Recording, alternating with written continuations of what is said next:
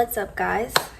So today I decided to record me actually installing my lace front wig, and I haven't really done anything yet, well, except my ball cap is on. So I got my ball cap on, and I did put a little bit of foundation on it, but it's honestly not the best ball cap, so we're not gonna show that today, maybe in another video. And I already I plucked a little bit of my, move this forward for you guys.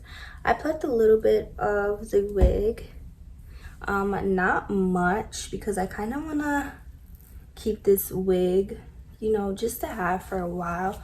So I don't want to pluck too much and then I can't use it a second time.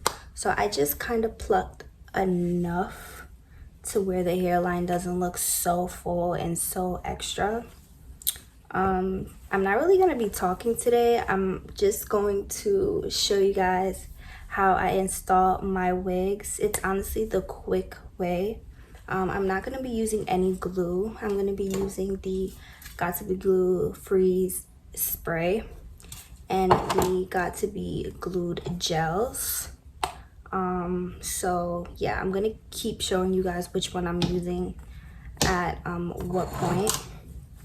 And yeah, let's just get started. Let's just start the video because this really isn't a long process for me. So yeah.